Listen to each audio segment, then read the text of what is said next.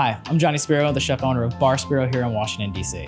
So the idea of Bar Spero kind of started in the middle of COVID. I always knew that as we started pushing Reverie into being like a fine dining tasting menu restaurant, I needed a support system of like not a restaurant group, but two restaurants that kind of fed off each other creatively.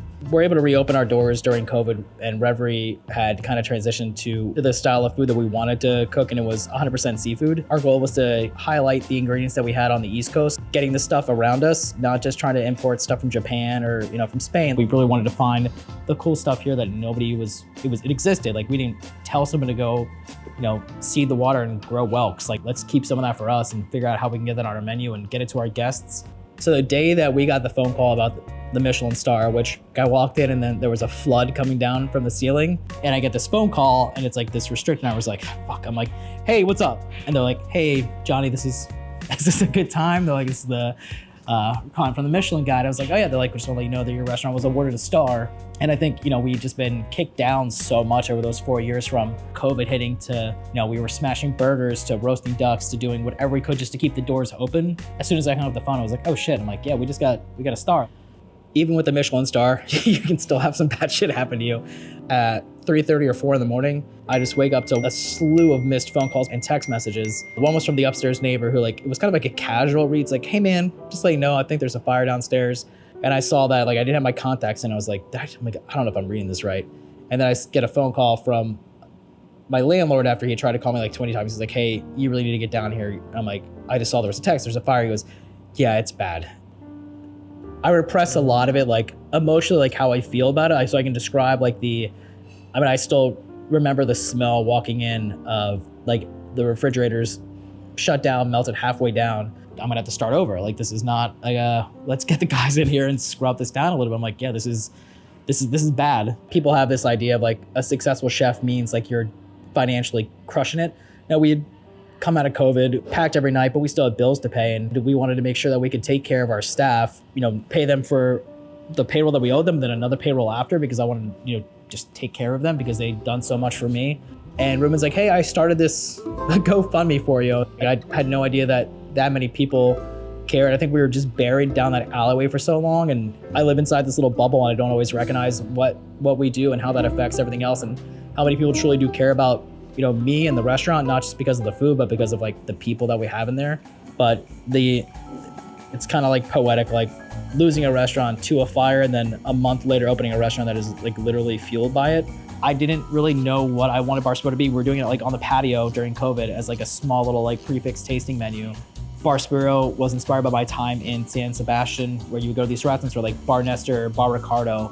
It's meant to be a casual dining experience. It was kind of fun to think about food in a different sensibility than what we're doing at Reverie, which is really, really precise and a lot of technique. This has a lot of technique too, but it's more for the masses than for a small 3.5 hour tasting menu, where this could be, you can come to the restaurant and have a burger and a beer, or you can come back the next day and eat a whole turbot and a lobster rice. It can be a lot of things. Reverie is very much one thing. I feel this space was meant to kind of be able to develop into a couple different things. First guest experience, you walk down these beautiful stairs into a space with an illuminated fridge in the back with our preserves, which now look really great because we're getting the spring. And then you turn this corner into the bar and the ceilings jet up 30 feet and it's just loud and fun. As you're walking through the bar and you kind of see the guests, you can see movement behind the glass of people in the kitchen. You can probably see the fire flickering off and hitting some of the reflection of the tile. And everybody stops at one point, stops and looks at the fire and looks at the cooking. You see them cooking the baby squid or charring the vegetables during the day. It's just a soft welcome in, and then the most gentle punch in the face.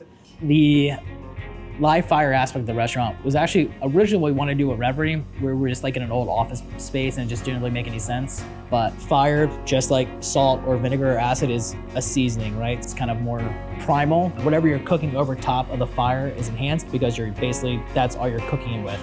There's a very thin line between char and burnt, and when you kind of learn how to do that, that can change any fish or protein that you put on there.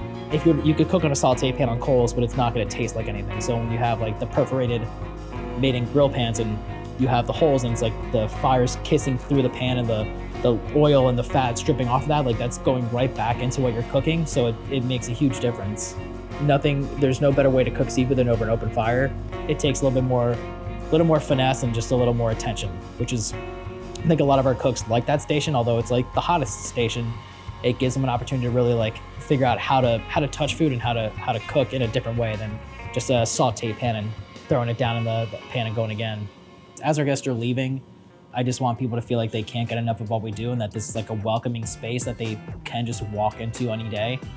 We're open and we're here just to have fun.